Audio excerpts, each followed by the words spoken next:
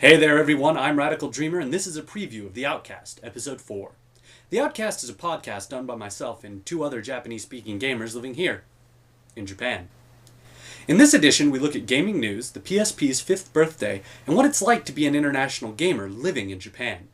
The following excerpt is from our discussion about the newly announced 3DS. For the full episode, please head on over to theoutcastpodcast.blogspot.com or click the link in the information box. Of course, big news from That's Nintendo. The big one, yeah. The 3DS. Which was announced extremely unceremoniously. Yeah. Well, it seemed like...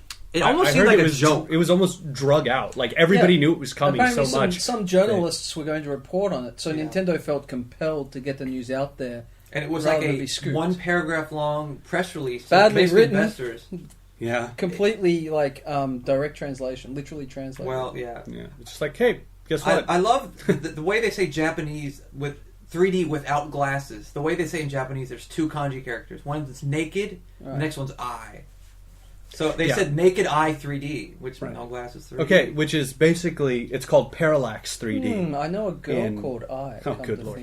Yeah, sorry. So it's called Parallax 3D is the kind of technology. And what it is you get the 3D thing without the glasses. But the stipulation is, you have your eyes have to be in a very exact spot as compared to the screen for the 3D to happen. If you're a little to the left or a little to the right too far, it's this past Friday, Sharp, who is supposedly building the screens for Nintendo, had a unveiling of the technology, not the 3DS system, but they had an unveiling of the technology behind the system. So like the screens, for basically. Sharp, yeah. And it was a 3-inch screen. And you had to hold it an inch from your face. Now, granted, this was for this screen was going to be used for digital cameras and cell phones. Yeah, this would be prototype material. And you have to remember, like I said, it's all about where your eyes are in relation to the screen, and that's something you can change and program.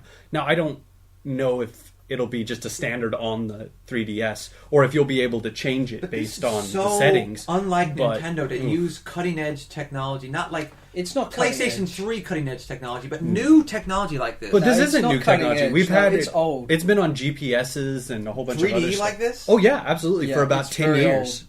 It's just like it's like the sensor on the Wiimote's not new tech either. Yeah, this is actually very old. The Wii was it's just not never new used. technology at all. Well, I mean the actual Wiimote. Well, that was Gunpei Yokoi, the guy who made Game Boy. But that was his philosophy IR sensor, right? What? Yeah, it's just an IR sensor. The guy who basically was one of the people who helped get Nintendo where it is today. His philosophy was use existing technology, cheap technology, in unique and original ways. So that's where the Wii came from. That's where the DS came from. Existing technology, roll of duct tape, 2 GameCubes. Ooh, touche. Da-dum-bum. Take that, Wii. But speaking of GameCubes, they say that it'll be powered almost like a GameCube.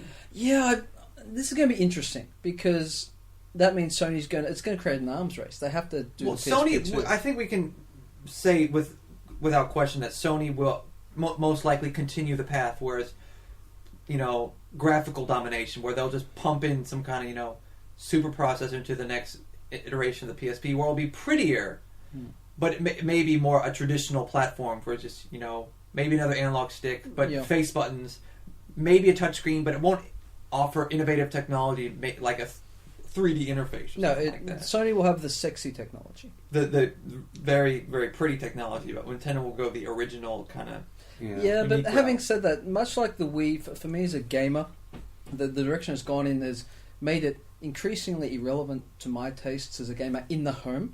I see the spirit of Nintendo as a gaming company to really be embodied in the DS. All the RPG remakes, all the new RPGs, all the interesting stuff tends to be in the DS. But this seems to be them tacking a gimmick onto the DS. So I'm wondering if that could dilute DS. the appeal. What Nintendo franchises have come out on the DS? I'm talking third-party franchises. Just okay. As representative of Japanese gaming, all the genres and games people say are missing on next-gen systems are mostly on the DS. But it seems as though the vast majority of Nintendo output on the DS is like experimental stuff, like Nintendogs. And brain training. But if you think of core franchises, Zelda was on it. I mean, that was okay. New Super Mario was several Zeldas have been on it. Yeah. 2 of them, they were awesome. I loved them. But like New Super Mario, that could be done on a PSP easily. That had nothing to do with the DS. But if you look at the Wii, I mean, in this summer alone, that Mario Galaxy 2 and Metroid.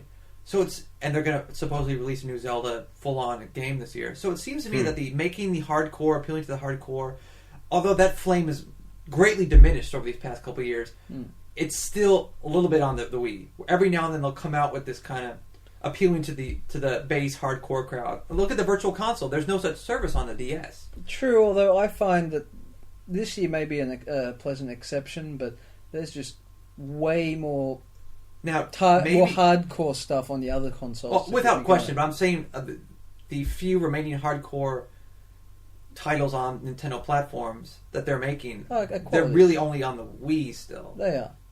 But I think it'll be interesting. I don't want the 3DS, to take the course of the Wii and be more gimmicks and mainstream appeal. I want to keep the hardcore. The beautiful thing about the DS is that it was able to handle both. Yeah. Whereas the Wii is much more leaning towards the gimmicky side. This is true. But the DS, you can do a traditional Mario, or you can do the Zelda kind of touchpad. Each one works beautifully. Well, that's true. There's not much information out there yet. I hope for balance in the next platform, basically, is what I'm saying. Yeah, I know. A gimmick / traditional balance. I hope they... As my tastes of a gamer have kind of matured over the years, I know I will not be getting another Nintendo home console. Oh, I will. The day it comes out. I will not. I don't have enough time for 3 consoles anymore, even though I have all of them.